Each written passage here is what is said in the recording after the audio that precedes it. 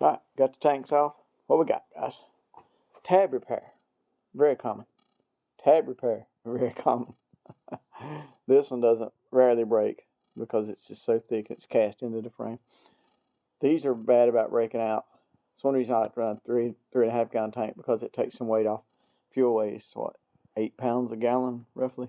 So you can save 16 pounds if you run 3 gallon tanks. It takes a lot of that weight off up here. Plus, people don't tighten them, they let them get loose, and and it breaks the tab because it shakes on it. And that one's been repaired.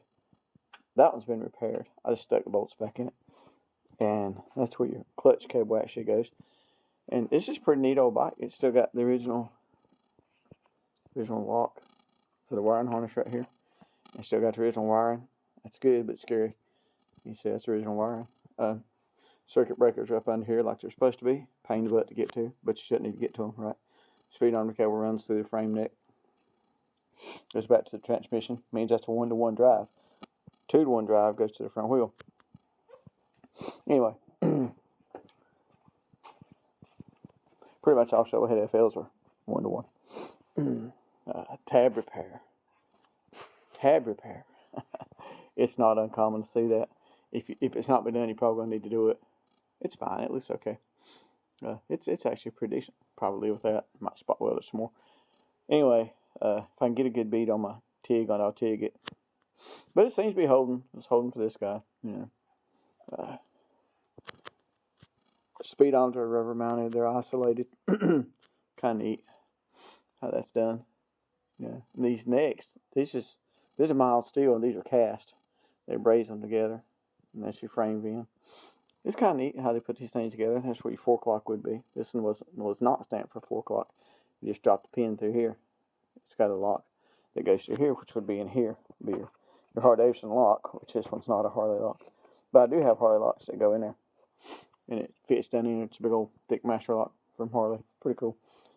Good old shovelhead. 74 cubic incher right here. There he is. All their glory.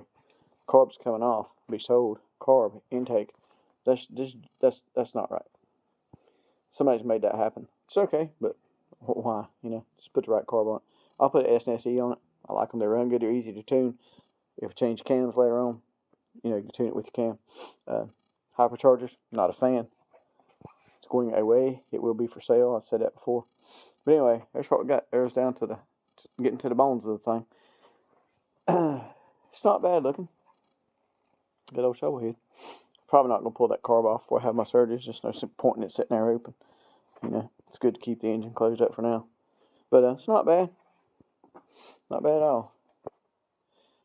Leaks are really not that bad for shovelhead. You know, it's got a front rocker box leak. It could just need to be torqued. Guy said this thing had been rebuilt and hadn't had a lot of miles on it since the rebuild. And it could just be, you know, need torquing sequence done again. Vibration is the enemy of these old motorcycles. You know, the Milwaukee vibrator, this is it. This is called the Milwaukee vibrator. Shake, shake, shake. Coil mounts broke. Tabs have been fixed on the tanks. It's everywhere on these things like this. You know, that's the common stuff. You know, the panheads are bad about breaking a motor case. They're bad about breaking the left front motor mount, I mean, because torque. These are not so bad about that. They will, but they're not so bad about that. But we'll definitely check all that. We'll do a compression test on it before I tear it down much further. Again, probably after surgery. It's a good frame, though. Original frames are getting hard to come by. People like me over the years have cut them up, made choppers out of them. Now I'm trying to restore a couple of them, make them look like good-looking bikes. You know, they were good-looking from the factory, but you can take a little bit of the ugly off, you know, and still have them good-looking bikes. But super happy with this bike. You know, it ran good. You know, back in the summer, I had it running. Ran good. Real happy with that. Anyway, there it is. Now we can get to the motor. Probably going to re-black everything. It's already blacked out. I'm not a fan of black so much, but it's already blacked out. Probably go with that. That's why I went with the orange and black paint. So when I black the motor and stuff out, it'll match. You know, it's not a budget build, but I'm not going to do a full restoration on it. You know, I've got another couple of panheads that need a full restoration. I'd rather dedicate my time on them and be riding the shovel. You know, it's just something for me and Kathy to kick around on. We grew up on shovelhead. We'd like to get back on one. Still got my original 72, but I built a chopper out of it because I never had the original frame anyway. But this one is original frame, original transmission, motor, primary. I'm going to leave all that. It's cool stuff now. You know, original swing arm, fork assembly. This has been replaced. They didn't come chrome. They come like a polished finish, which I have the stock one to go with it, but the chrome looks good, so we're going to run the chrome. Anyway, going around 21 on the front, under the FL fender. That should look good. But got the tanks off. Real excited about that. It's little things sometimes in life, that get you by. But there it is, a good old shovelhead motor. I'm pleasantly surprised with the motor.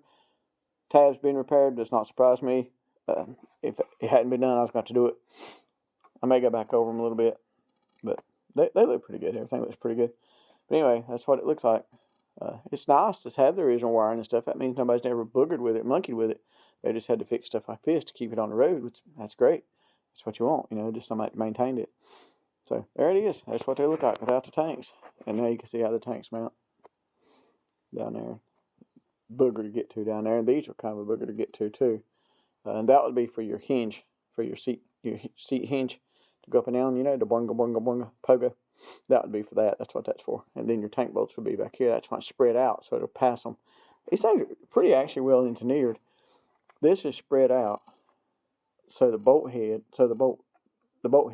won't hit the hinge of the spring as it goes up and down, as you go up and down the road like this, because your seat post will be in here on a spring, on a pogo basically, and it's pinned right here to keep it from flying off and you flying out through the woods. That's pretty cool. I mean, that's some pretty high technology for the time. Started this back in I don't know. This one's supposed to be that way too. So 48 at least. I know the knuckles and all were that way. I know the pan was. I think this one's still hinged over here, I believe. Let's go take a look, see. I know the pogo's gone, but I think the hinge is here. Some of this junk. Yeah, see it down in there?